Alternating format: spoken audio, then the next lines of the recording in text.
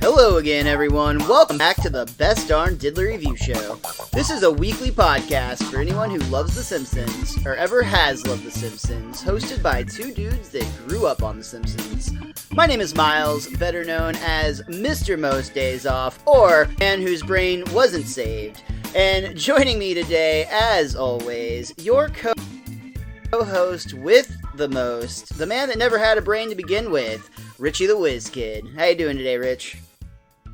Well, I feel like you just gave yourself at least a new nickname to redo all your stickers and your social medias and all the. I mean, we're 10 seasons into the show and like 4 years into this podcast. That's a lot of changing, man. Bad time to rebrand.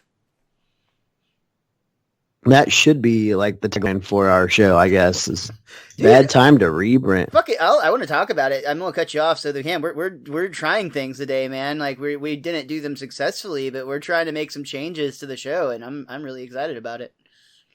Well, as you said, the lessons were tried, but that's fine. We got plenty to talk about. This is what I think is a fun Lisa episode for the most part here. So we got to get going and talking about this. Let me throw it back to you, the man, the myth, the Dennis Miller ratio himself. It is Miles. I do not get nearly that many laughs, but thank you.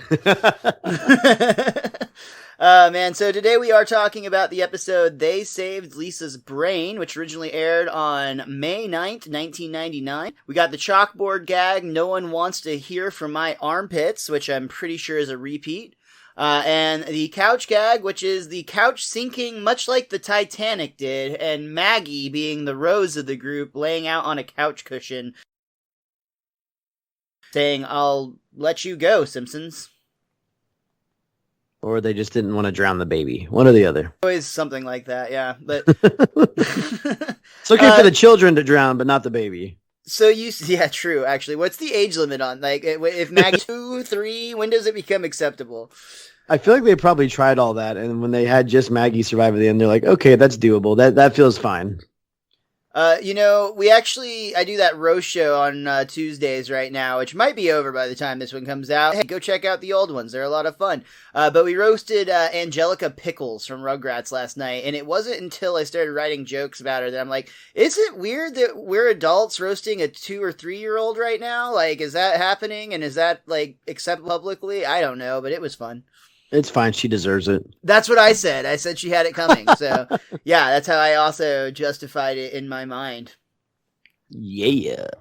But yeah, Maggie does survive regardless. And you said this was a fun Lisa episode, and I'll be honest, I do agree. But I feel like something just like real life happened that was kind of funny. Not something that I do that commonly, especially on The Simpsons. But I fell asleep the first time I was watching this episode for the review. Wow. Has that ever happened before? Not that I can remember. Damn, I am son. getting old, though, so it could just be that. I mean, your birthday was only like 2 months ago, actually, from yesterday, so... Or 2 days ago. Shit. We're already on the 18th? Yeah, yesterday was fine, but it's that second day that really, I could tell the memory was slipping. There you go. No, but I don't know if that was just a sign of how tired I was, or if that was a sign of my interest in the level, or interest level in that episode, or if I was just not in the right mindset, or what. But I will say I very much enjoyed it the second time when I watched it awake, and I really, really like the director's commentary on this episode, and it really wasn't for like any insider information or anything of that nature. In fact, they didn't really talk a lot about the show at all. They did say something, but they talk about a really epic prank that they pulled off that we're going to talk about here in a little bit. But for now, I'll say that the commentary featured Matt Selman, Ron Hauge, Mike Scully, Rich Appel, Pete Michaels, and Mark Wilmore. This episode was also, it was actually written by Matt Selman, but he said on the commentary that this was mostly a pitch by George Myers, and he really did not, like, drift very, like, he did write the episode, but he very much stuck to George's pitch. Nice. It's got to be, like, kind of a rewarding feeling when you, as a writer, you know most of your original stuff is staying in. Well, and George Myers, I mean, is like legendary at this point. So yeah, I think the combination, both Selman and they're both legends at this point. But I think at the time, Matt Selman was pretty young and hadn't been around The Simpsons for a super long amount of time. Not since like the beginning. I just noticed that we're going to be trying this different stuff. Terrible segue, by the way. And I didn't realize before how much I yawn while you're talking, Miles. And I don't think it's a reflection that you're boring me. I think it's just because this is literally like me waking up and getting ready for school at this point in my day every day. So, man, this is going to be bad when we like switch over. As an aspiring comedian, that means a lot to hear. I appreciate that so much. That's how I assume most of the audience reacts when I talk on stage. So that's good. That'll prepare me for a hard battle in life. So for now, let's feel better with cartoons. We do start this episode off another night watching The Simpsons watch TV, as they often like to open up. This time we are seeing an ill-tempered Italian man who is married to a proper girl, and there's like a very like cliche moment of sitcom television before we cut to a commercial where we hear the promo guy cut in. Ethnic mismatch comedy number 644 has been canceled. And you can see the crew or the cast of the show, which were like happily dancing in their promo, like they're getting the news live, so they just kind of walked off dejected. While we scramble to find new programming, please enjoy the encore presentation of Princess Di's funeral. It was the most watched thing on TV back then. I guess that's what you'd go to for ratings. Wow. I love that Marge is genuinely disappointed. She's like, I really liked Ethnic Mismatch Comedy number 644. It had more Viagra jokes in 30 minutes than I've ever seen. Marge's mind always in the gutter.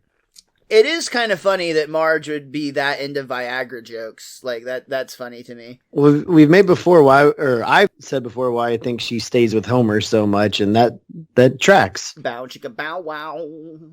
It's a big payoff. Hey, what can you do? So we get this great commercial that comes on while I guess they're finding the Princess Di footage.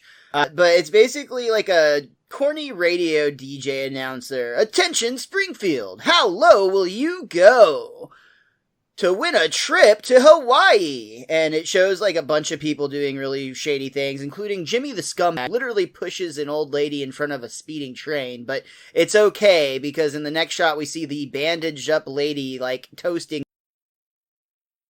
Jimmy on the beach. What kind of weird stuff are they into? This Saturday, our judges will select the lowest, most disgusting nitwit in town and send them straight to Maui. Sponsored by Grandma Plopwell's low-fat pudding. That's approved for sale by the government. And we actually see like an Uncle Sam figure grabbing an American flag and wiping the pudding off of his mouth on it, which to be fair is easily less offensive than what the president has done to it, so it's fine. What's funny is this episode might air by the time where we won't know which president you're talking about. Well, I mean, Trump is still in office till January and possibly longer if he tries to claim squatters' rights, but that's a whole different podcast. Well, all right, gross out contest. I don't know where to go from here. That's actually gross out contest is the perfect way to follow Trump. Yeah. We're all so terrified. Please, seriously, Chris Manley, please, can we stay in your basement? Please, sir. Please, sir, can we have a room? Derailers, can we stay in your milk bags? You're calling out. Do we have any listeners in Mexico? That's actually geographically most convenient. And I don't think that you guys ever built that wall Trump promised, so we should be able to cross right over. I was going to say, we're going to have the South Park thing here where like either our southern friends are going to build a wall to keep us out. For sure, yeah. They're gonna Americans are gonna have to just quarantine everywhere they go. Not for COVID, but to make sure you're not that dumb.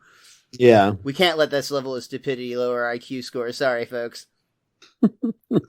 Okay, we tangented pretty far there, but in conclusion, fuck Trump and the Simpsons rule. And Homer loves gross out contests. Like, he is genuinely excited about the idea of being able to do something disgusting for a prize. And then I like it. He's like, Grandma Plopwell, you've done it again. Like, he likes this company, clearly.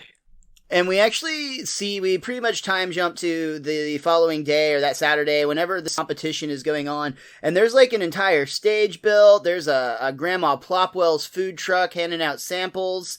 I love the bit, is it right here, I think, where Lenny is like shaking and Dr. Hill walks up and is like, are you diabetic?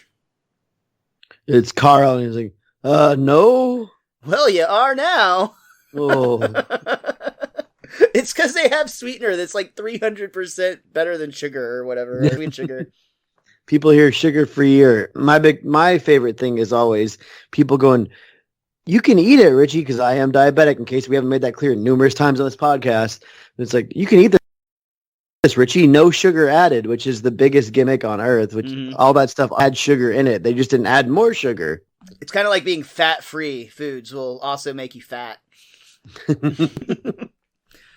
I really like, there's a quick like joke here where the announcers of the contest just kind of casually throw in that the prize is now a free trip to Hartford, Connecticut, and it's actually Otto who's like, hey, I thought it was Hawaii.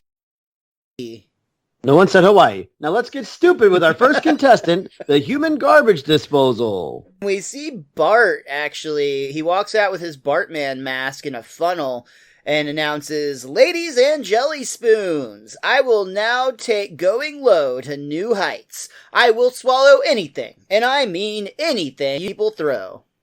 And he actually like puts the funnel up to his mouth, and immediately he's hit with all sorts of things from people's pockets, which it mostly looked metal. Yeah. Please, no more spark plugs. Oh, and like you heard a bunch of change in there too. Like, but when I was a kid, I think I remember swallowing a nickel or a dime once. That was painful. Swallowing it or pooping it out? I don't remember pooping it out, honestly. That part's just blacked out. Both of those things can go poorly. Both of those things are not fun. Definitely not worth a nickel. But I actually love that Marge is very encouraging. She's like, Lisa, do you want a penny to throw at your brother? Unbelievable. We're rewarding people for acting like buffoons. And this is both sweet and also like, oh, because Marge is like, young lady, this may be the high point of Bart's life. Cut him some slack. Uh. Oh man, Barney steals the show with his act, though. He's actually able to drink from all 6 cans of a 6-pack all at once, and the crowd goes absolutely wild when he does so. Hey, that wasn't even marked. I was just getting ready. He was gonna juggle live chickens, but he didn't need to. He was already winning just by chugging beer. But I like when he gets off the stage, the chickens all follow him like they're completely trained and like straight in a sick going off the stage. I also love that they use this to introduce the chickens, which we're going to get for a payoff here in a little bit, which is real fun. But first, we've got to see Homer's act, and it's Marty that announces them. Next, it's Homer Simpson and his amazing Redenbacher dream coat with a number he calls Colonel Knowledge. He's got a jumpsuit full of popcorn kernels, and he's got 2 hair dryers, like in holsters. Yeah, on the it's side. like he's almost like a cowboy, like he's a popcorn cowboy, if that's a thing. But he's singing to the tune of Hot Blooded. I'm hot butter, check it and see. And he kind of spins his hair dryers before he starts like heating himself. I've got a fever of 453. Pop, pop, pop, pop, pop, pop. Hot, pop. Hot, so very hot. And then the worst part is like the judges do not give a shit. They all pop up wars, and Homer's like literally crying as he's being burned. But as he starts to protest, the Barney's chickens from the previous act all go nutso over Homer's popcorn suit.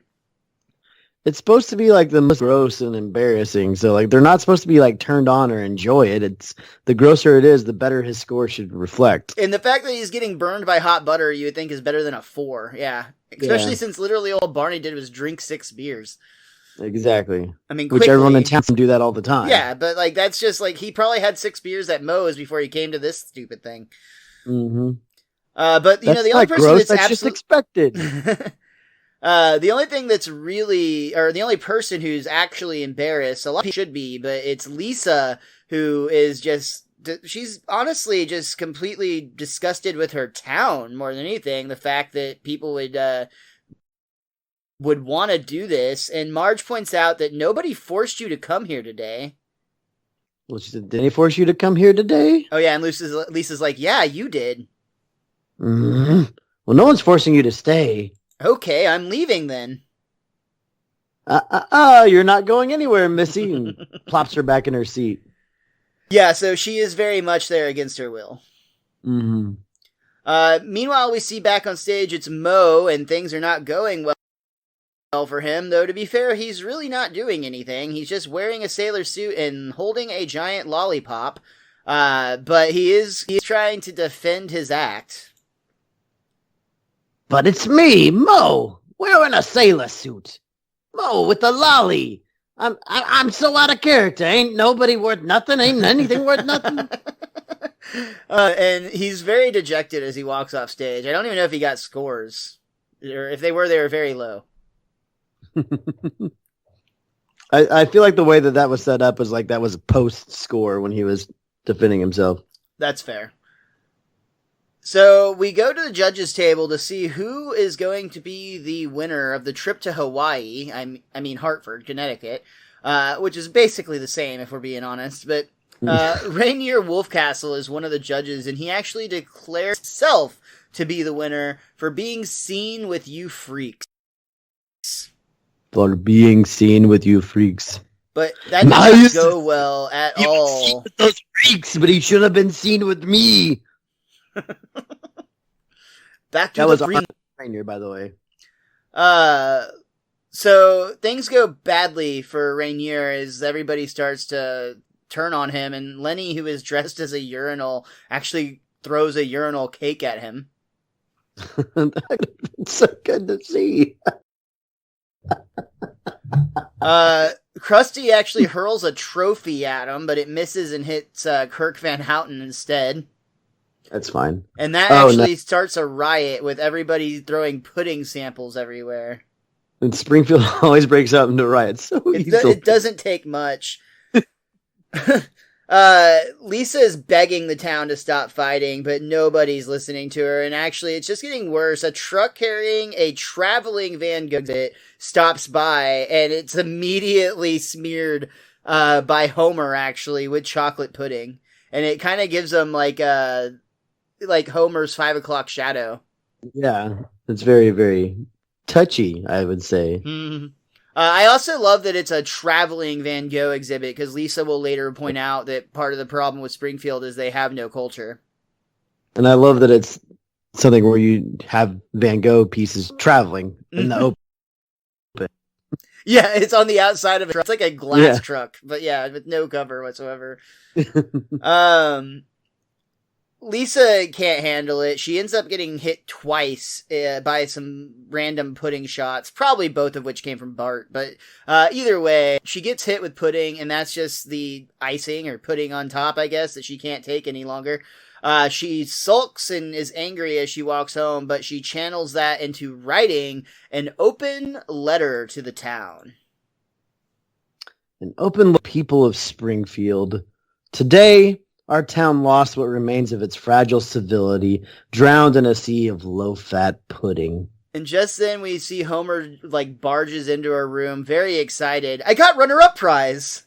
You won second place? No, but I got it. And then he leaves the room, only to pop back in briefly to remind Lisa, stealing is wrong.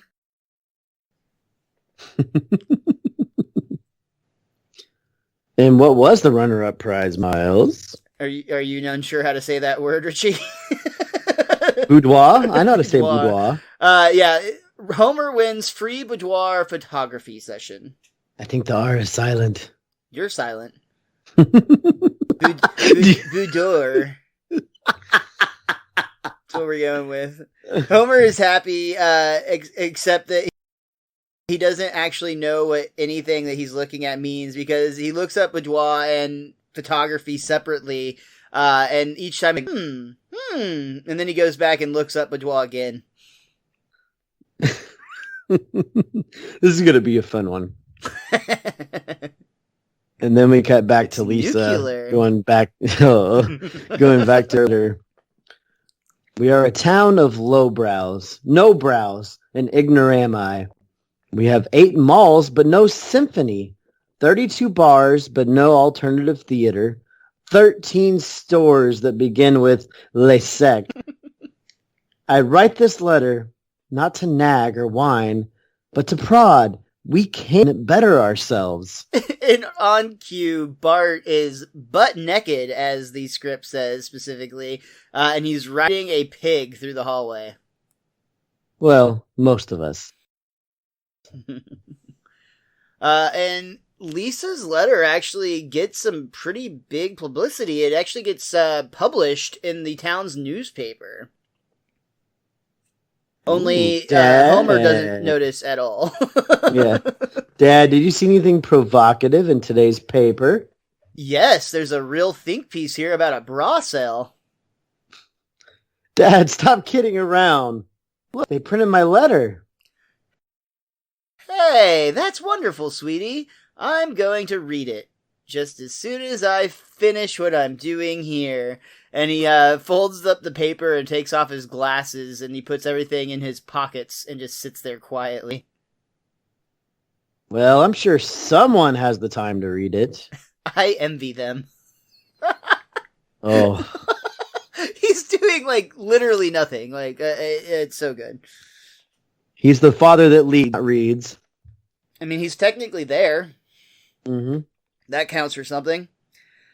Lisa sees if maybe she can find another father to read her article, and she goes to her trusty neighbor, Ned, and asks, "Hey, Mr. Flanders, are you reading the newspaper?" Sorry. For those listening, I was trying to mute myself and failed miserably at the snip of a button. So I'm sorry that you had to hear that. But me and Ned both were reading everything but the opinion page. I don't need to be told what to think by anyone living. I like that joke a lot, honestly. It's really funny. So obviously Ned does the paper, just not the section that she would be a part of. But lo and behold, there is Chief Wiggum walking by for some reason, and he's carrying a stack of papers. Chief Wiggum! Boy, you sure have a lot of copies of the paper. Yeah, I need to housebreak our police dog. Plus, it could hurt Ralphie to brush up on the fundamentals. And Ralph is literally with the dog on the ground, rolling around on the newspaper. Daddy says I'm supposed to living in the yard. This is, I feel like, an underappreciated Ralph moment, because we even did the podcast where we talked about like famous Ralph lines and moments, and I don't think this one came up. And this is so good. A very good one. I remember saying that one a lot too back in the day. Yeah. But Lisa's just even more flabbergasted that apparently not only do they all make idiots of themselves, but nobody in this town even reads. But almost on cue again, weird how that's happening in this episode. Reverend Lovejoy pulls up in a bookmobile and asks Lisa if she has any suggestions for book ideas. Oh, yeah, anything by Jane Austen is a great idea. And the Reverend Lovejoy thanks her very much and then pulls away, but as he drives off, we see that the rest of the book mobile said the book burning mobile, and there's an active fire in the back, so Reverend Lovejoy clearly knew that anything Lisa reading was probably bad for his church donations. I'm just going to piss everybody off today.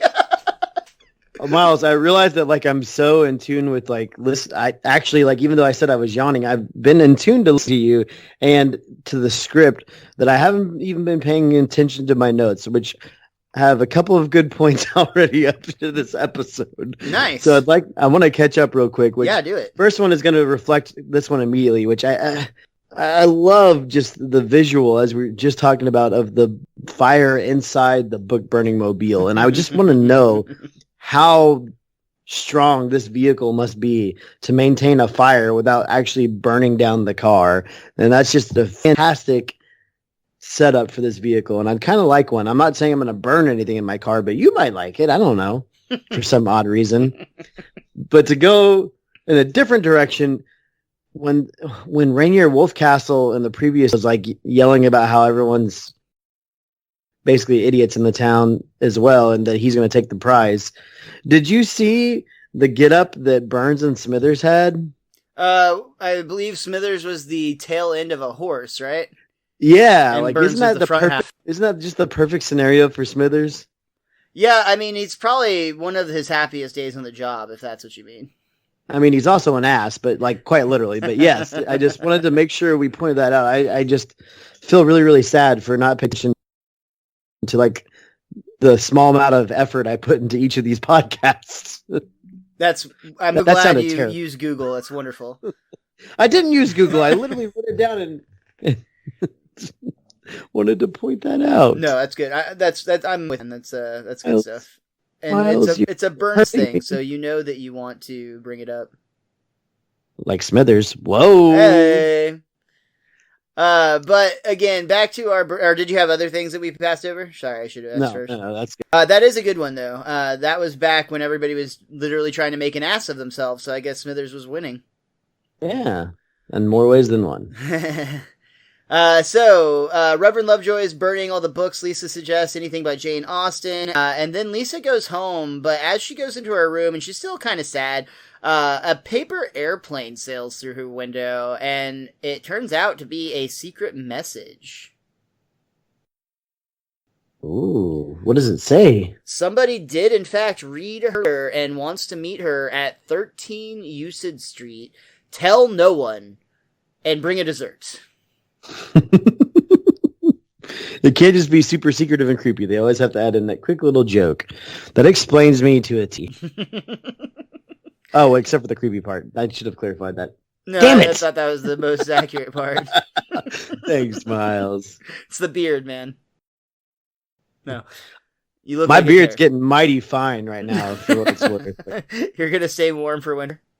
Have you even seen my beard here lately? Probably not, man. It's been a minute.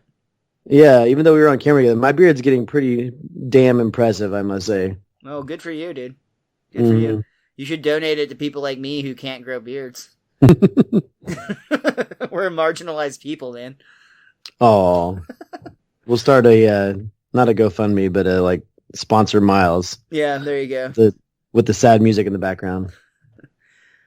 So Lisa shows up at a very nice home, and as requested, she did in fact bring a pie. She rings the doorbell, and Dr. Hibbert, through an intercom, actually answers. Lisa Simpson, are you ready to go on a voyage of intellectual self-discovery? I think so.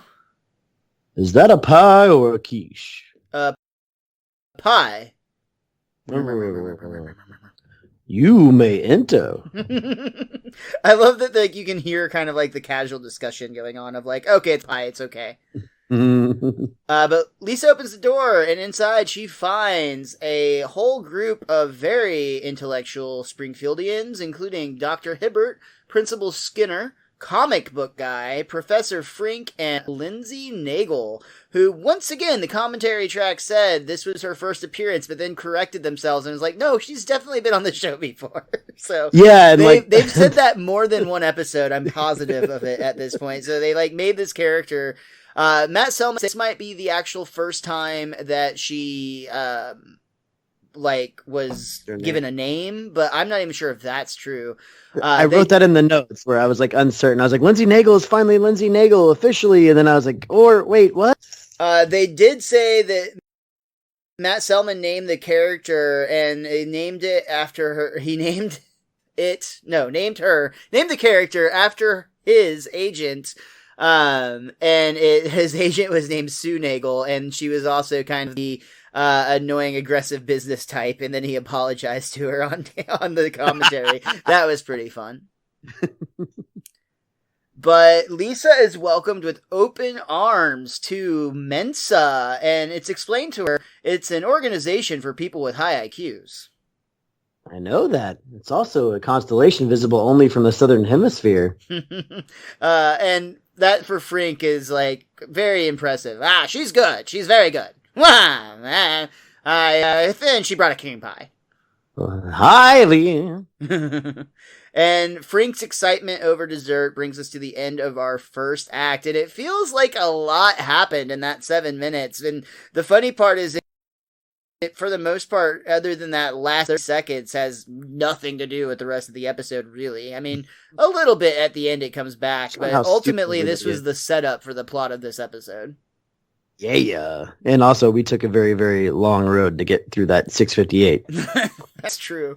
Oh, man, we are the meme that goes around every once in a while. If you've ever seen it, it talks about, like, the 6 different types of podcasts, and most of them are true crime, and then there's, like, nerds taking an hour to talk about a 20-minute show, and it's like, yeah, Sometimes it's an hour and a half. Ooh. Take that, nerdlinger. And Mensa. So we open up our second act, and Lisa is excited and flattered to join the ranks of men, but she is a little bit confused. And she points out that she didn't actually take an IQ test to join or anything. Oh, that's fine, Lisa. I actually have given all your standardized tests, so I submitted it, and you submitted your test scores, and it worked just fine. Basically, Skinner shares that he shared all of Lisa's test scores with the group, which Lisa's immediately appalled by that. Like, is that legal? Skinner's like, yeah, it's fine, whatever. Which kind of just reaffirms their scoring of Lisa there. Yeah, I guess so. But Lisa's clearly very, very smart, very intelligent, sometimes wise for her age. Mm-hmm. So they immediately get down to business, which Dr. Hibbert points out that, they're happy to have you, but it's time for business. And then he whoa. palindromes. So you pointed out that I didn't want to say boudoir earlier, or tried to point out, which I have no problem with. I want to point out that you skipped over the point where they say the people she's joining the ranks of. I did just scroll down too far, but you are correct. Here, I got this. Skinner explains that Lisa joins Mensa luminaries such as Marilyn Vosavants, Gina Davis, and Mel Lazarus, each of whom stands at the top of their field, except for maybe Mel, and I don't know who Mel Lazarus is. So. I don't even know if we said the name right. I'm pretty sure I said the name right. I'm going to go with Marilyn Vosavant. Oh, it's definitely Savant. Okay. 100%. You're such a savant. I don't know about. You might have me on Vo. Also, that might be a typo. That could be VO5, and it's referring to her shampoo. But we can't be certain. We just know she's really smart. And to be fair, buying VO5 would save you a lot of money. That seems intelligent. So I think we're onto something here. So now moving on to business, Richie. Any new palindromes? Rise to voter. And Hibbert interrupts. Now, you know the agenda. Palindromes, anagrams, eat Lisa's pie, then voting. But Rise to Vote, sir, is a palindrome. And then everybody's, like, super impressed. Like, oh, Lisa, I think you're going to fit in just fine around here. Wow, me? Fit in? Concept. But I also think that, like, comic book guy should be getting the props. Because he's the one that put the palindrome out there. Yeah, that's fair. He was the one that actually nominated Rise to Vote, Sir, but Lisa is the first one to realize. But if he did it on purpose, then he gets the accolades. If not, that's just like the weirdest coincidence in the existence of weirdness. I don't know that's the weirdest, but it's weird. But hey, back at the Simpsons home, this episode has a B plot, Richie. It's not much of one, but there is a side story happening with Homer. That's really poor phrasing that you said it's not much. I mean, it's very small in terms of the quantity, the scope of this script, man. Which goes against what I said about Marge and Homer's relationship.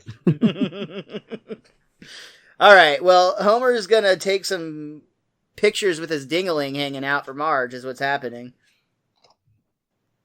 Okay. Does that work better for you? Sure, let's just get Homer on the phone. Homer calls and says, I have a certificate for a free erotic photo session. Oh, yes? Your name? Geraldo Simpson? All right, Mr. Simpson. Who told you? Don't worry, photos are perfectly legal. Many husbands use them as a romantic gift for their wives. You're not going to ask me to pose nude, are you? Well, yes, unless you have some issues with revealing your body.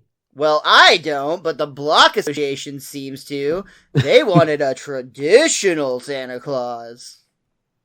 I love that line. Honestly, I think the biggest laugh out loud moment I had in the episode was probably that line where he just responds so calmly with, well, I don't, but the Block Association seems to. You would think that the whole town at this point would have, like, worked through their, and by they, I mean, like, Marge and Homer's, like, not wanting to be nude in public thing, with the way the last season finale was. That's was true. That season 9? Yeah, they were stuck in that golf, like, windmill trap or whatever. Well, in the whole stadium. Mm-hmm. And in the newspaper. Yeah, they've been public. They've had those pictures already. But Homer sure is excited about using those gifts that he stole. But back with Mensa, Lisa is still very concerned with the declining standards of both the Springfield's intelligence and the Springfield Library. My family never talks about library standards, and every time I try to steer the conversation that way, they make me feel like a nerd. We are hardly nerds. Would a nerd wear such an irreverent sweatshirt? And comic book guy opens up his jacket to show he's got a very nerdy pun shirt. Basically, it's C-DOS, run, DOS, run, all in like the code that you actually run DOS. And that, of course, is all based on the C-Spot run, which was actually from the book series Fun with Dick and Jane. Yes, we call that the Dennis Miller ratio. The Dennis Miller ratio is only one person in a million would find that funny. Which Dennis Miller was known, he does a lot, he used to be the Weekend Update host on Saturday Night Live, but he was known with a lot of his comedy for using really specific and kind of weird metaphors a lot of times, which is why that joke is funny. Speaking of that, do you know what a poet would say to Luke Skywalker, Miles? Oh boy, what would that be, Richie? Metaphors be with you. I like that one, actually. That's good. I can always bring one in now. Also, I got to point out that IMDb brought that up, and I'm sure you saw it as well, that his shirt, Comic Book Guys, is actually incorrect for DOS, because they have like C and then the colon and then /DOS on all of the parts on the shirt. But DOS actually ran with /, not /. So, ooh. Bad Simpsons writers. Go back to your nerd caves and learn how to code next time. Well, I mean, DOS is pretty freaking DOSy. So. Also, since we're doing IMDb stuff and on a method of missing stuff today, that 13 Euclid Street, the Euclid is actually named after the Greek philosopher and mathematician. Mm-hmm. So got through all our notes just like smarts. That. Yeah, exactly. And because I come up, and I'll probably miss it then. When another Homer boudoir joke? And it's about Homer and his boudoir photos. So the erotic photographer is actually modeled after famous Rolling Stone magazine photographer Annie Leibovitz. Did you mean to say come up? Yes. It's a boner joke, Rishi. And it's bonus. All right. Back to The Simpsons. This has been a weird episode. It's cool. I'm good with it. I mean, like the episode itself, not so weird, but us, definitely. No, this has been a very standard Simpsons episode with a very bizarre, diddly commentary. That's also sexual. Okay. I have to stop. I really do. All right, so the next day we actually see Homer doing his photo shoot. He does keep his underwear on, however. I love when the photographer has to make adjustments for him on the lenses, and she does so by just smearing Vaseline on the camera so it won't get a clear picture. Try not to speak. It's making your body ripple. Homer's in the bedroom, and he's posing in his tight whities when Bart knocks on the bedroom door, and Homer's immediately embarrassed. He's like, "Oh my god, no, go away, no, you can't be in here." Dives. He dives as Bart's opening the door, and his head like slams the door shut. And he's like, "No!" Yeah. It's very, very impressive, the efficiency. Good thing he's unbreakable on that one. Yeah. But good thing he's hard-headed. I just want to say, after your terrible joke there, that this lady photographer, professional person, which I don't know why I brought up the fact that she's a lady, but like you think she's not really being professional here because like she's making it very clear like how unattractive Homer looks naked, and I feel like it's just like it's really getting to her. Like he seems uncomfortable from her uncomfortableness too, and he's very, very shy about it too, and I feel bad for him. Like, poor guy. Like, he knows he's 249 pounds and whatnot, which, again, by today's standards is nothing. But I feel bad for him. I always just don't like those moments where she's, like, cringing at his naked body. But at the same time, it's how the audience feels, and it must mean that, like, if she sees this stuff all the time, it must be pretty bad. Even she can't even keep a professional face. Yeah, that's interesting. Because it's like how, like, even Marge was trying to treat Burns with dignity at first before he became a complete monster. Mm-hmm. So, anyway, Bart actually outmaneuvers his father anyway, because while he's blocked from going into the door, he tells his dad he doesn't even care, he's lost interest.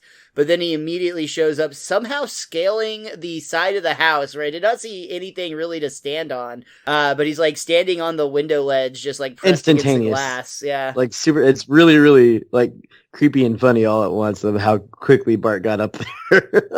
And then Bart has like a shocked expression on his face, and Homer tries to draw the shades, but when he opens them up a second later, now it's Bart and Milhouse both stuck to the glass. It's so funny. Maybe we should reschedule. Again, it's a very like short bit with Homer's side plot or B plot here. It just cut a few times, but the back with Mensa, they are actually doing a Renaissance fair themed meeting in the park.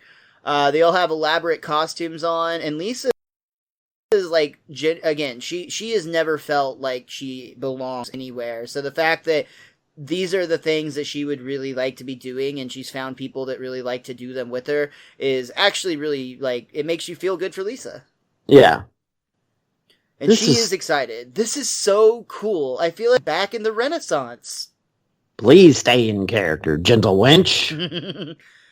Verily, I declare that the earth revolves around the sun and not the other way around. Stop looking down my blouse, Copernicus. Forsooth mine eyes doth rove of their own accord. Comic book guy's a perv. Yep. But those eyes do wander. What can we say? When the Renaissance crew arrives at the gazebo they reserve, they see that it's already claimed by a bunch of people just hanging out. It's like the barflies. I wonder if Mose is being, like, investigated or something, or fumigated, yeah. All the barflies, including Lenny and Carl, are up there drinking beer, and Skinner shows up again, wearing a very ridiculous costume by, everyday standards. Excuse me, gentlemen, might I take a peek at your gazebo reservation form? Beat it! Yeah, well, we each have a good case. What part of beat it didn't you understand? I guess that would be the it. I'm not too sure to what that refers as, and then he's immediately hit with a beer can. Ow! Which, I am very intrigued by Skinner's line of questioning here, and it definitely goes in tune with the episode here, both in the Mensa sense, where he's being very philosophical on like, what it are you referencing here, and there's opens up a whole world of questioning, and also on the other side, in the is he getting ready for his which own kind of boudoir it photos? is he talking to? Yeah, so like it, as quote unquote, I could say here goes both ways. Nice.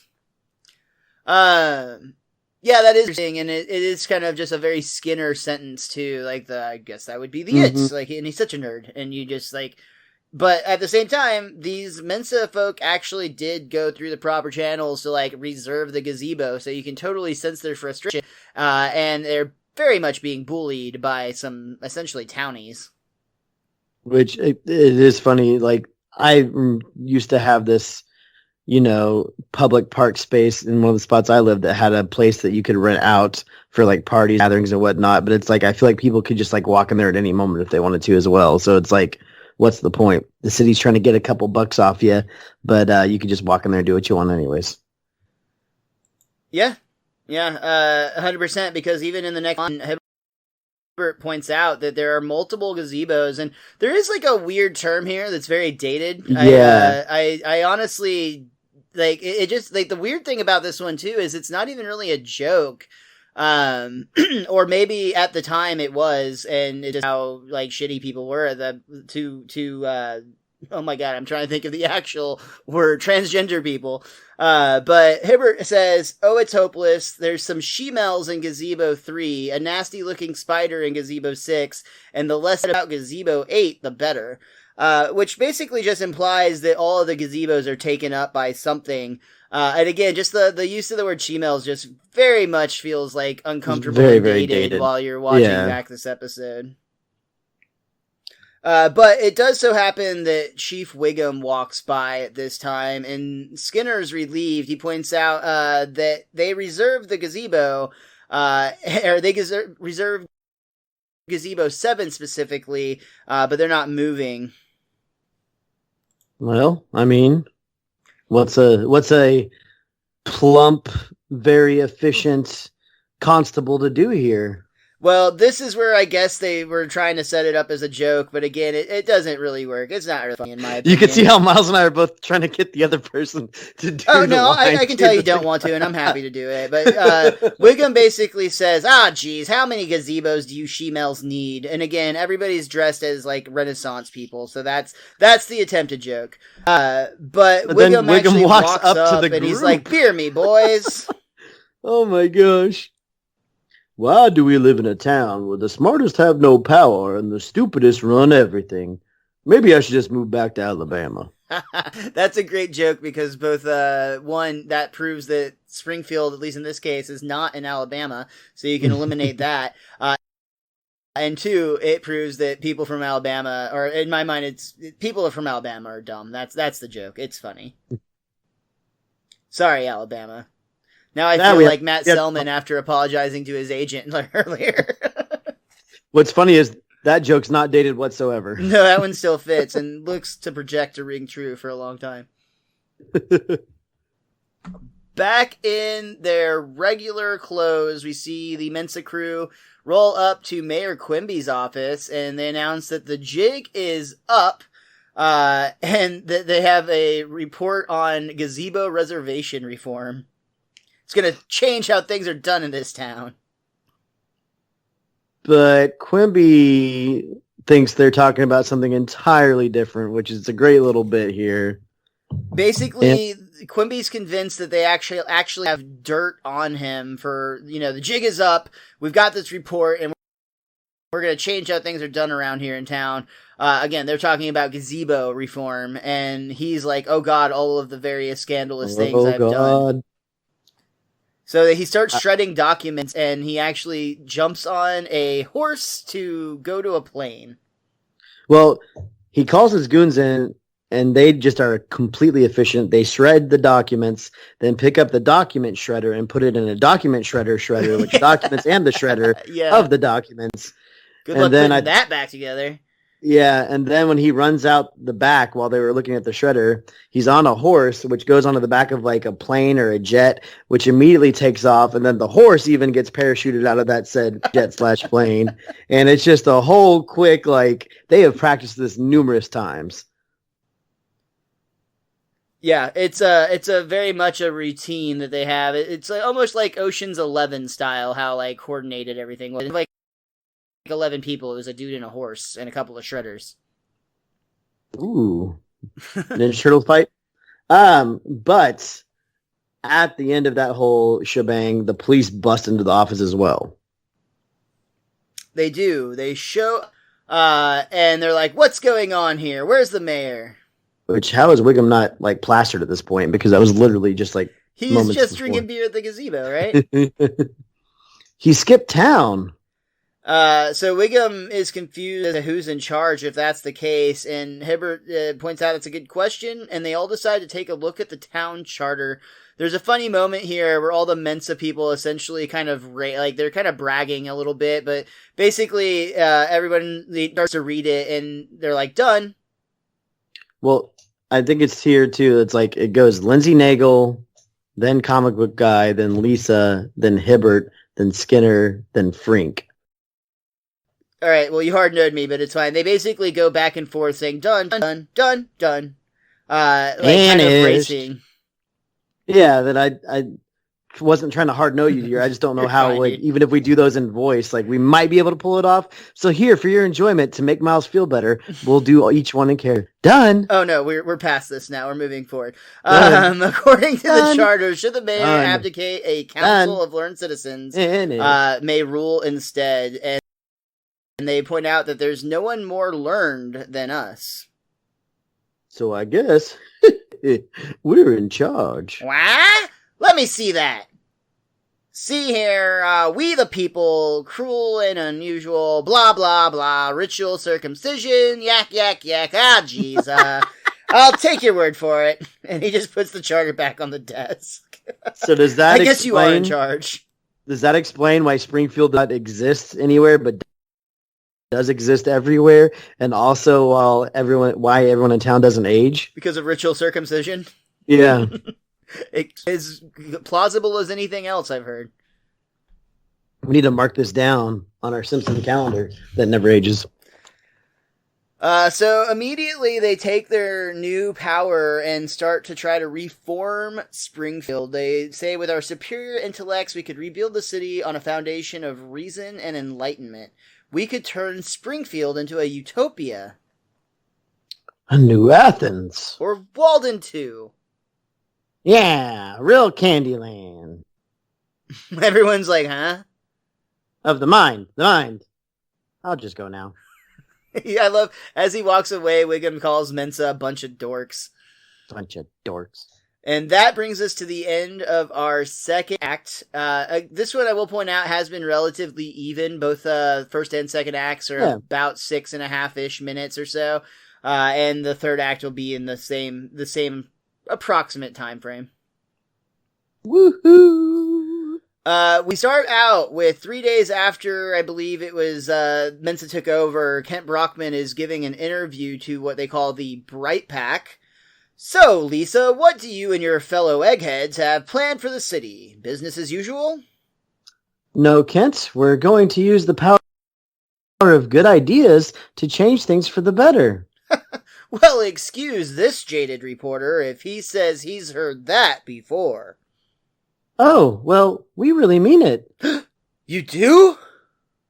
Yes. For example, no one was showing us up for jury duty, so we made the experience more exciting by synergizing it with Comic Book Guy's collection. Oh, I love this bit so much. They basically use Comic Book Guy's collection to make jury summons sound like they're going to be much, much more exciting than they are. And we actually get this exact example with Mo, who's been chosen to join the squadron at 8 a.m. Monday at the Municipal Fortress of Vengeance. Oh, I am so there. I want to go to jury duty now. It sounds like a really clever way of doing things, yeah. Frink also has some ideas to improve things. We studied the traffic patterns and found that drivers move the fastest through yellow lights. So now we just have the red and yellow lights. It just shows on the streets the lights are turning from red to yellow, and Lenny's like flooring it, like, come on, stay yellow, stay yellow. Man, I am making record time. If only I had some place to be.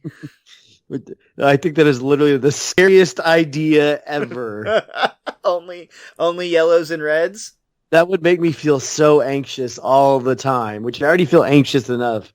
But like, oh, holy crap, I wouldn't want to go. I'd be like, oh, nope, it's about to be red. Oh my god. I think that's such a funny idea, though, that everybody drives fastest on yellow, because that's so fucking true. Oh, absolutely. And you know what? Even Skinner is spreading education to places that you wouldn't usually expect to find it. And we've really elevated the level of discourse at the dog track. And you can see that they kind of do a voiceover with Skinner here, where they show that they've actually replaced the fanfare with classic music. Instead of the dogs chasing a rabbit, they chase a diploma. And if I'm not mistaken, they're all like wearing like gowns and caps as they're running. Yeah, and they're still chasing it. Yeah. Comic book guy points out, the world has already taken note of our accomplishments. And he points to a computer listing where Springfield has moved up from number 299 up to number 299 on the list of America's most livable 300 cities. Take that, East St. Louis. And what was number 298, Miles? I did read this. Shoot, what was it? I don't want to wait. Oh yeah, Dawson's Creek. Nice. I knew it was a 90s reference. Well done. Yeah. Well done. So, I'm gonna go on a huge tangent here for a little bit, because I love practical jokes, and this is where they talk about a big one. This East St. Louis thing turned into a whole debacle, like kind of like how the New Orleans thing did way back in, I want to say like season 2 or 3, where like they got the city of New Orleans pissed off at them. They had some issues with this episode. And so basically what happened is they made this episode. Matt Selman was the credited writer. They made this joke. Matt Selman gets a call from a newspaper of some sort in East St. Louis, right? Basically like, why did you make this joke at our expense type of thing? And instead of just Matt Selman being, a funny person, instead of just being like, oh, well, we were just making a joke, we didn't mean anything by it, we just picked a random city, he, and quote, said, well, that's because East St. Louis is a crack-ridden slum. And that gets printed in the paper. And right after he does this interview, Matt Selman goes on vacation to Greece for 2 weeks, where he's like, this is free, like, cell phones everywhere. He is incommunicado. He is like taking a well-deserved break. During that 2 weeks, things escalate with the city of East St. Louis. And it gets kind of escalated, but they're able to contain it. But Matt Selman doesn't know any of this, so they decide to play along with this. So they had a man who actually ended up becoming a writer for the show, but he was a fairly imposing gentleman by the name of Mark Wilmore, who's on the commentary I mentioned. They actually convinced him to pretend to be the mayor of the city of East St. Louis when Matt got back, and they had all these messages waiting for him where he was angry, saying how he wanted to talk to him, and he was going to be in California for some weird mayor conference that they made up. And like every Simpsons writer is in on this, basically. So more or less they end up having him show up to a room where he's like the first one in, and he has to go up and talk to this guy who's just like berating him, and Mike Scully is there as well, and he basically said that literally if Matt would have just turned around, the joke would have ended, because all of the Simpsons writers were like biting their hands trying to not break up in laughter, but Matt Selman legit thought this was happening. Mike, at one point, he suggests, like, do you want to take this outside? I'd like to have a few minutes alone with you. And Mike Scully is at first like, I don't think that's a good idea. But then when he protests, he's like, well, I guess as long as you're quick. But finally, it ended where like he like kind of pretended to lunge at him, and then everybody like broke up in laughter. And yeah, oh my god, I love a good practical joke. Great job, Simpsons writers. That's fantastic. That's something that I would have fallen for. I'm pretty sure. He said he was absolutely terrified, like when he was gonna get like, and they also kept telling him things like if he doesn't take this meeting, they're gonna get pulled from the Fox affiliate in St. Louis and stuff like that, and they really pulled one over on him. That reminds me of last week tonight, John Oliver, like Danbury stuff, except that John Oliver leaned into it. Oh yeah, 100%. Yeah, what do you mean you're not going to name your trash facility after me?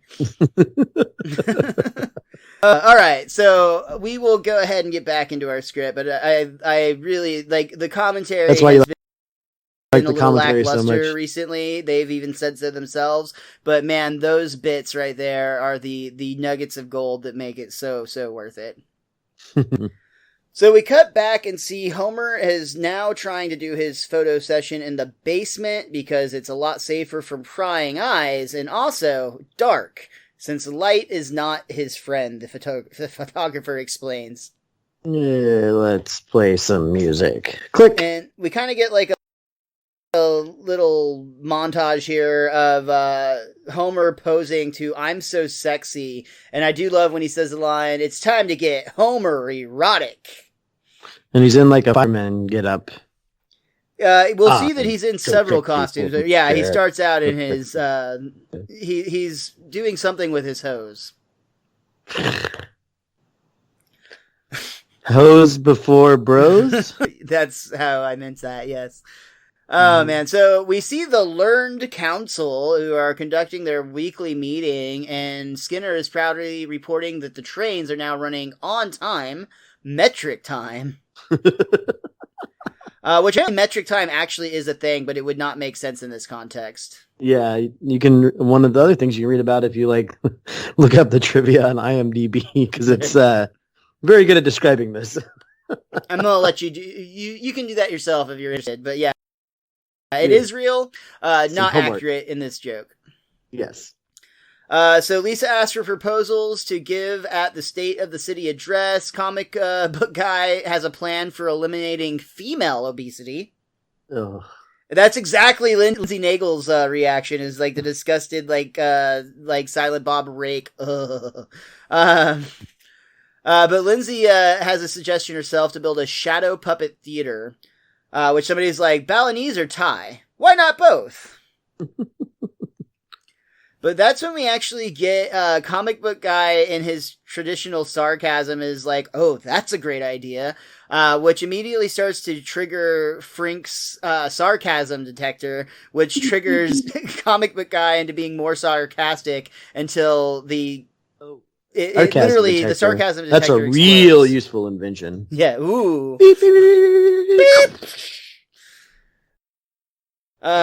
So the council dissolves into traditional Springfieldian fighting. Just amongst themselves. Yeah, just more intelligent fighting, but still the same type of mob mentality that always happens where they just turn on each other instantly. Yeah, I don't... Yeah, it's... that's a double-sided sword there when you say, like, more intelligent fighting. It's bickering that we've already alluded to in this episode just within the town, which proves that, like, that seed of mistrust is already within the council itself. Mm-hmm. Or not seed of mistrust, but seed of low-level thinking, I guess you could say. They're also dimwits. They're just the most intelligent dimwits in town. Thank you. Yeah. So we cut back to the Simpsons home. It seems like Homer has finished his photo session because he actually gifts Marge a book with the sexy photos. And he has a package for her. Marge really seems into him. There's one where he's in an astronaut helmet with his underwear. He's got where he's in like a bear costume. What does he say there? He says something funny. It's like a pun, and I can't remember what it was. Not the right to bear arms or anything, is it? Maybe he should have done. But that's when Marge goes to the shot of him as a fireman. Ooh, look at those silk pillows. It's like the set of some high-class porno film. No, it's our basement. Hold on. That's our basement? Yeah, so come on, more kissing. It looks so elegant. And all it takes are some lace curtains and a beaded lampshade? And she takes Marge takes Homer by the hand and is like, "You've got to show me exactly what you did." But I was going to score. No, you weren't. Shouldn't have used such fancy pillows. That's your lesson, fellas. If you're taking sexy photos for your girl, not just a plain dick pic, but not too fancy of pillows. You got to find the spot in between. Well, I want to point out that I think he totally would have scored if it wasn't for the fact that this gift cost Homer nothing. Oh, interesting. I think that's the payoff here. That's what makes it funny. Is honestly, it's a really in its own Marge and Homer way, a very sweet and thoughtful gift. And he went to a lot of trouble and had to get up a lot of courage to do it the way that he did it. But the fact that she's like, "No, you're not," is both funny for the joke, but also it brings it back around. It's a technical Simpson reset within the B plot, I feel like. Interesting. To get super deep there. To nerd it out for an hour for 20-minute episodes. I mean, and really, again, I made lots of jokes about it at this point, but that was one of in terms of screen time, probably the smallest B plot we've had in a while. The A plot of this episode is at least 85% of this episode. Yeah, absolutely. And we do have some more to visit with that. Lisa is now at the State of the City address where she's welcoming everyone to embark on a new era of intelligent governance. Governance. They're all ready to just whatever. They're good with it. We have some new rules and regulations that you're just going to go ape poopy over, Professor Frink. Weird. Just say ape shit, which they will. Ooh, that's good to go along the animal terms, too. Well, first of all, we're going to ban such barbaric sports as bullfighting and cockfighting. Yay! Also, boxing, both kick and the kinds with the gloves there. Yay! And hockey, football, push-ups, and anything in general where you have to take off your shirt, which is embarrassing. Which they didn't say baseball, by the way. Which is the joke in baseball. And this is where you can even see some dissension amongst the group, because Lisa Simpson, not Lindsay Nagel, but Lisa's whispering to Lindsay, I don't remember seeing any of that. Mm-hmm. And that's when Comic Book Guy takes the mic. Inspired by the most logical race in the galaxy, the Vulcans, breeding will be permitted once every 7 years. For many of you, this will be much less breeding. For me, much, much more. Ah, you cannot do that, sir! You don't have the power! I love the little Star Wars bit with Willie and Comic Book Guy. I also love with Comic Book Guy, for me, much, much more. Which this is where you start seeing the downfall here, is that they're getting very, very personal, it feels like, in these proclamations. And that's where, you can tell the group is really looking out for themselves on that, especially Comic Book Guy. But as the crowd starts to unsettle, you see arguments start to break out. We even literally get a fight amongst the council where they start arguing, "I'm smarter than you are." And I think they even called themselves the Council of Alphas at the beginning of this, which was another new name for themselves. That no one discussed, yeah. But which makes you feel like they're assholes. They are very much turning into jerks here, for sure. It's a problem with most governments. But at this point, we do see a man in a wheelchair shows up, and the council's shocked to see Stephen Hawking. The world's smartest man. What are you doing here? I wanted to see your utopia, but now I see it as more of a fruitopia. So, couple of things real quick we just got to talk about, because this is actually the real life Stephen Hawking. who was notably a fan of The Simpsons. And in fact, they talk about on the commentary, this was the first time that he appeared and did lines on the show. But he actually had been to table readings before his appearance on the show, and he came to a few after his appearance on the show just because he genuinely loved the show that much. He really enjoyed it, and he really enjoyed the people there. It was also really important to the Simpsons cast. They admitted that with the use of the technology that Stephen Hawking uses to speak, which for anybody that's unfamiliar, Stephen Hawking is a brilliant physicist. He passed away in 2016 or 18. He passed away not too long ago. Sometime recently. Yeah.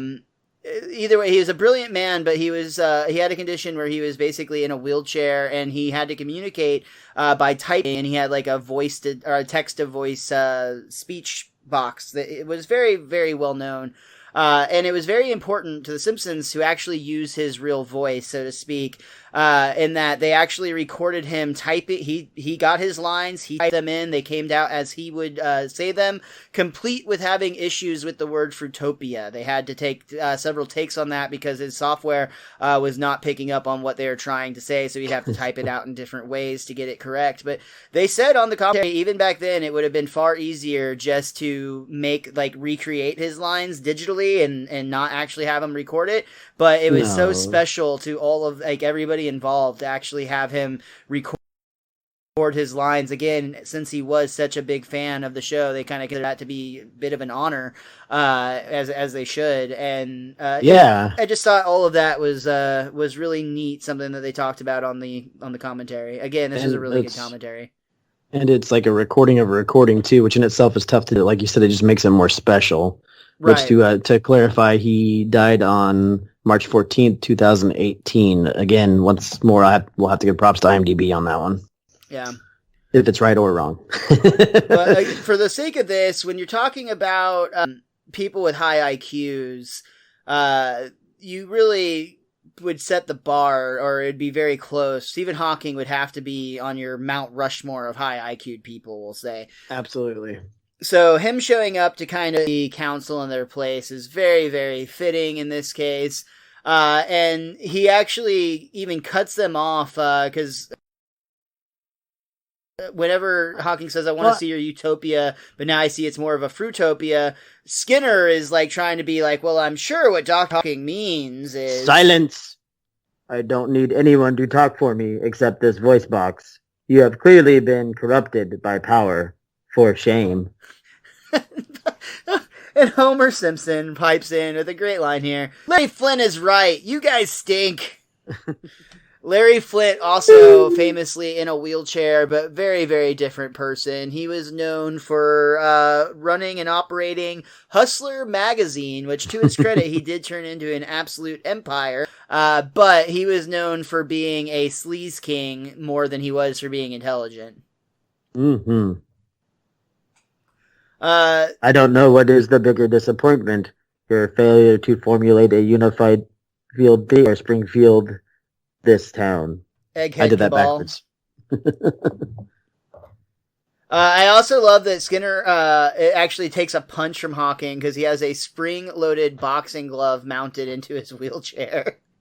And that's what everybody out into a riot. Stephen so Hawking I love that it's Hawking. Causes a fight, which is just brilliant, fun. They were already on the fence of that. It was just a good way to, they were about to have it, and then Hawking stopped it, but then he incited it immediately after. And Homer riles his fellow idiots and says, we're taking back this town. Yeah, let's make literal trash out of these literati. Literati? That's too clever. You're one of them. And that's Lenny that says that to Carl. Lisa is trying to beg the crowd to stay calm, but it's no use. Everything's already over the edge at this point. And Stephen Hawking figures it's time to use to make his escape with his built-in helicopter, but he actually brings out his automatic toothbrush first. Oops, wrong button. Then he's able to go gadget helicopter right on out of there. That is how it feels. But he's nice, and he actually bends down and gets something to grab Lisa to help her escape. Yeah, for sure. Yeah, he doesn't just leave an 8-year-old girl on her own in a riot. That's a very good thing to point out. You're right. And they actually... Kind of like the Maggie at the beginning of the episode on the couch gag. Ooh, foreshadowing, maybe. I don't know. Not really. But either way, Stephen Hawking and Lisa return to the Simpsons home where Marge is very grateful that her daughter is okay. And Homer's like, did you have fun with your robot buddy? Dad? Oh, Mr. Hawking. Dr. Hawking, sir. You monster. Oh, yeah, Miles, you're such a monster. Oh, Dr. Hawking, we had such a beautiful dream. What went wrong? Don't feel bad, Lisa. Sometimes the smartest of us can be the most childish. Even you? No, not me. Never. And then Marge actually is very poignant here and says that, everyone has their own idea of what makes a perfect world. Unfortunately, that isn't exactly hers to give, though, because she's actually reading off of Dr. Hawking's computer screen. Stop reading my screen. And Marge is even like, oh, which is a good Marge moment. So we then cut to Stephen Hawking and Homer actually sharing a beer togetger at Homer's like, I could really go for a beer here. And Hawking's like, that's the smartest thing I've heard all day. Which is a great line. Yeah. And that's where we see the two kind of bonding a little bit. Stephen Hawking says to Homer, your theory of donut-shaped universe is intriguing, Homer. I may have to steal it. Wow. I can't believe someone I never heard of is hanging out with a guy. All right, it's closing time. Who's paying the tab? I am. That's Homer imitating Stephen Hawking's voice box. I didn't say that. Yes, I did. And we see, Stephen Hawking's robot, boxing glove comes out and punches Homer in the face. Which, the same way it punched Skinner in the previous scene. But we get a great dough here, because it's not just Homer saying dough, but he's still imitating Stephen Hawking's voice. Dough. And that brings us to the end of our third act. And I have more I want to say about Stephen Hawking real quick, so I'm going to. Stephen Hawking, again, huge fan of the show. Only note he had, he said he loved absolutely everything. He liked the jokes with his robot buddy and the punching glove and the helicopter. All of that was great. The only thing he said is that it was important to him that he did not look in any way like he was actually intoxicated at the bar, which I thought was just kind of an interesting thing to be concerned about. But I guess if you're an astrophysicist, you have street cred and you don't want to lose that by, killing off some of your brain cells or whatever. Well, because also if he looked drunk, it's kind of to be a little dick to say this, but if he looks drunk in the cartoon form, it would be like how he might actually look in real life, just in general, where because they make him look really, really good in cartoon form, which is what they always do with their guest voices. So I might not want him to think that people are drawing a correlation to that had anything to do with his condition. That's a really interesting. I did not even consider that, but that's a really interesting idea. Yeah, but I literally just came up with that so that it could just be stretching too far on that, which I've been doing this entire episode. But that's okay. You can hit me up on Twitter, and I probably won't respond to that. But I will do my best, damn it. At 4 in the morning when I'm off work. After that closing, everything is normal music and everything, except for at the very, very end of the episode, when you get the Gracie credit, that's usually the shh. Instead, we hear Homer yelling, Larry Flynn is right. You guys stink. And that truly brings us to the end of our episode. They saved Lisa's brain. Richie, is there anything else that you or that book of yours want to talk about on this week's episode? Yes, I have 3 things that I want to point out here at the end. First of all, with Lisa, I did enjoy this episode for especially a somewhat Lisa-centric one, even though it did kind of go towards Homer at the end.